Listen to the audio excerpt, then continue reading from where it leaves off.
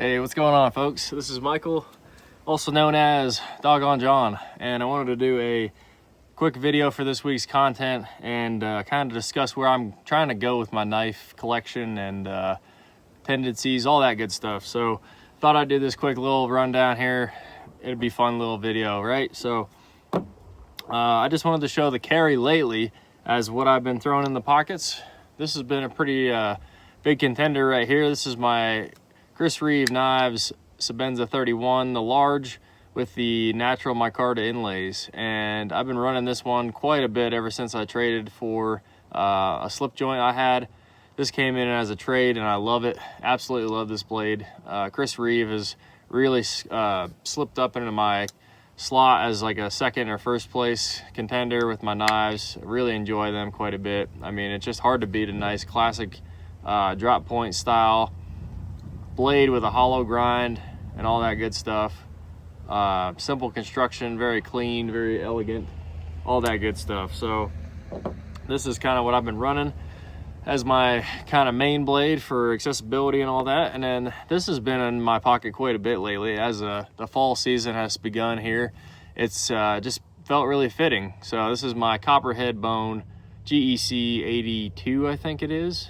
This is the Dixie Stockman. So this one comes with a drop point also. Nice skinny slender little drop point. It's got the Teiners on there because I use it quite a bit with my food prep and lunches and all that stuff. Really great. Love this one. And then of course it's got two other blades because it's a Stockman. So it's got this nice Wharncliffe in here, which is really a handy little utility blade. It's got some rust and stuff going on in there. I need to clean that one up. And then I got my little Skinner blade here. This is like a Sodbuster style blade here, also full of patina. Beautiful. So anyways, I've been running that in my Erica's EDC or Slater Leatherworks slip here. This is camo carbon, or not camo carbon. This is just camouflage, not carbon. And then it's got this little New Hampshire stamp right in there for her home state, which is pretty cool. So anyways, that's been the combo a lot as of late. I've been running this, and then I've been running my Swiss Army knife, which I don't have on me right now because it's my day off. And if I'm not running that Stockman, this has been my other one right here. This is a Case Sodbuster Jr. in some beautiful mahogany jigged bone. Probably one of the prettiest bone I have on any of my slip joint and traditional knives. It's just a stunning blade. This side's nice and light and red, and then this side has that dark, like burnt in the middle of it. It's pretty sweet. So anyways, that's kind of been where my taste has been as far as what I've been carrying. It's been a lot of this going on. And then occasionally I'll run a Hinder occasionally, you know, once in a while. I've been kind of off and on about this one though lately. So I'm going to get into the topic of discussion here for this video. And that is, I think I'm becoming more of a fixed blade guy the more I go into my knife journey. So the other day I was having a conversation with some people in the community, my buddy Michael Richter, Bryson Hawkins, and Erica. And we were all chatting, and I was trying to figure out if there was something different I could try as far as USA made folders or something I liked from a United States company. And I was debating getting rid of this one, still am. And I couldn't really find anything that really caught my eye. You know, I looked at a lot of stuff and nothing was really grabbing my attention. And I was like, you know, willing to do some shimmying around and trading and all that stuff for it. You know, I kind of was like, just I don't know, I think I just reached my folder journey, the end of it for me. You know, I really don't want to go after these crazy, you know, $1,000 high-end customs or small batch production knives or any of that stuff. I'm just kind of over it, I think. So, and there's a few reasons in there for that. So one thing is the ergonomics. So most modern folders kind of lack with that, you know. I bought this one here. Actually, I traded for it. But I got this Hinder Jurassic right here, and I grabbed it because it's a really ergonomically comfortable knife. This hump right here in the back and the kind of slope down that it has on the spine just melts into your palm really nicely. And it kind of has these 2 finger grooves, which tell your fingers where to go, but they fit perfectly there. So it's not an issue. But for how funky looking this knife is, it's really, really comfortable. The blade length is perfect for me. It's not very long. I think this is 3.5 inch or 3 1/4.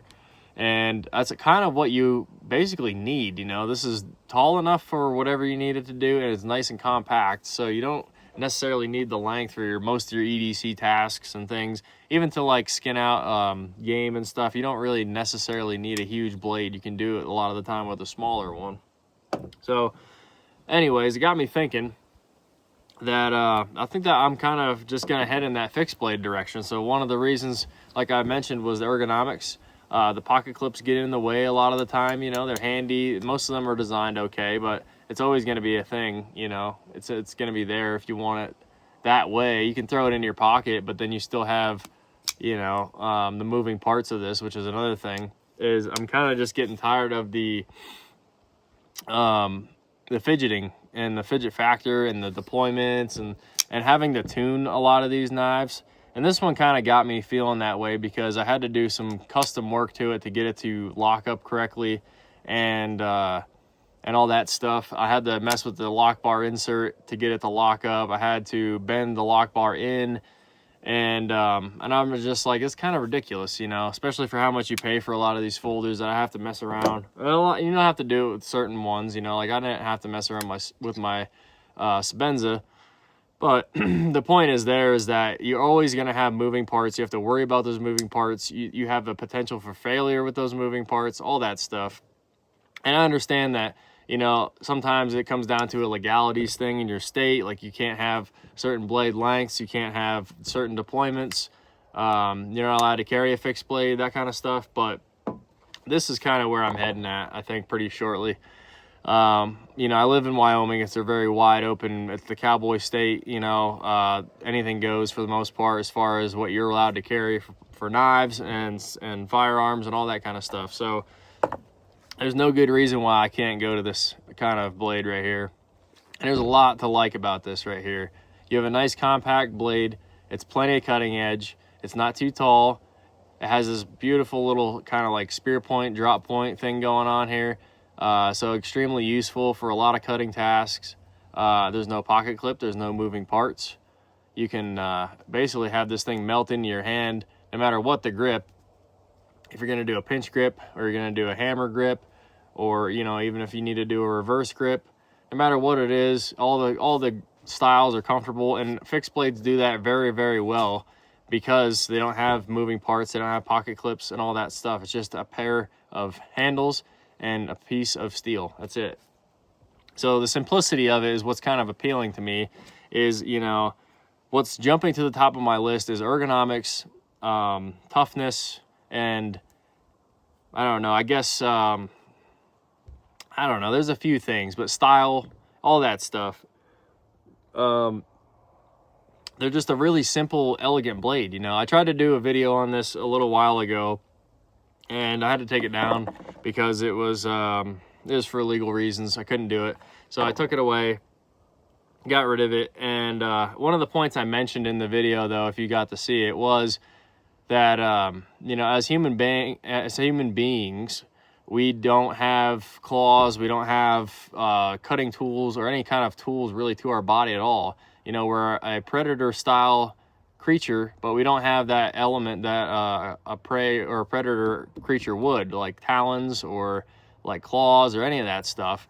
So knives kind of appeal to the human spirit, I think, because it's our tool, it's our defense tool, it's our ability to eat kind of tool, it's all that stuff, you know. It's kind of like a primal instinct.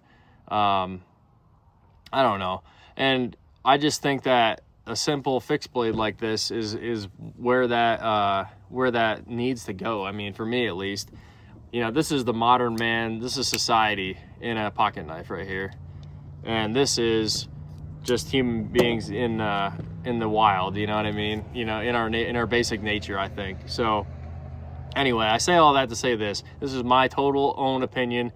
You can do whatever you want to do, but I'm starting to run down the fixed blade road. I think I'm gonna enjoy it a lot more. I'm slowly getting into elk hunting here, and so I'm gonna take this out with me and see if I can use it. My friend that I go out with recently, he's been checking out some of the stuff I have, and he uses kind of like store-bought, you know, non-flashy style knives, that kind of stuff. And the other day I handed this one to him, and I was like, you know, how would this do for it? You know, he's done the actual job. I haven't done the job, but I know, you know, good tools, so we kind of have that back and forth with it. And he just felt the edge and how it was, and he's like, oh yeah, that would do it for sure. It's nice and slicey, it's sharp, all that good stuff. So anyways, I'm going down that road because I want to carry a knife that is going to be good for EDC. I can slip this in and out of the pocket or in the sheath if it's on my belt. There's no frills, it's easy to clean, it's tough. The steels are usually fantastic, you know, especially going with custom makers. A lot of the time those guys can really whip up a fantastic heat treatment on a knife. This isn't custom or anything, but it's a smaller batch company. So going on with that thought is the steel's great. The ergonomics are fantastic with fixed blades because it's nothing but handles and steel. And you just can't really beat it, I don't think, for a lot of tasks. You know, it just kind of is that one and done, you know. Our forefathers, our frontiersmen, the pioneers, they just carried a nice, easy fixed blade a lot of the time, you know, like a Green River knife, stuff like that, you know, old buck knives, things like that. So this is kind of where my knife journey is taking me, I think. And so with that in mind, to get me going in that, I'm going to be selling probably this one right here. This is my Hinder XM18 3.5 inch in S45 VN. Most of y'all saw the job I did on it in one of my other videos. I removed the anodization that was on here. It was blue, so it's just a nice stone wash, plain titanium look here. And then this side, I did a dye job on the G10, and it's a graphite color. This is a Spanto style blade right here. So it has this Tanto on the edge here for pryability, I guess you could say, and a really big, fat, thick flat grind on here. But I want to move some of these folders along, see where it goes, try out some of these fixed blades. And so this is going to be the first one on the chopping block. If you are interested in this one, let me know down below. Get a hold of me on Instagram is the best way to get a hold of me. And we can work it out. And then I have the box and all that stuff for it as well. But I'm going to keep a few folders. I might keep this Jurassic. I'm not 100% yet, but I do enjoy this as a folder. I think it's really comfortable. The MagnaCut is well done on this one, all that stuff. We'll see though. This is definitely where I want to go though, down the line. Just need to, you know, delve into it. So that's going to be more or less the conversation. I appreciate you hanging out and watching this video with me, or hanging out with me, I mean, and, you know, hopefully I'll have some stuff to show here in the next few months. You know, I'm pretty, house poor right now. My wife and I just bought some land out here in Wyoming, and we are always developing it. You know, our building and stuff is going up here shortly, so we're just putting all our dollars, everything we have into it right now. I can't really just go and buy new stuff, so I'm in the trading and selling right now. So that's why this one here needs to go, or something needs to go. So I'm going to move this one when I can, and hopefully replace it with a nice fixed blade. So I'm gonna go that route and see what I can do with it. So yeah, anyways, I'm gonna end it up and wrap the video. I'm gonna end the video and wrap it up. Appreciate you guys watching. If you like this video, like it down below, comment down below, let me know what your thoughts are of my discussion, all that stuff, and subscribe if you'd like to. This is kind of what I usually throw up, is some conversation videos. And yeah, so I'm gonna sign out. Y'all have a good week. I'm gonna probably drop this one on Sunday or Monday. So yeah, y'all take care, okay? Doggone out.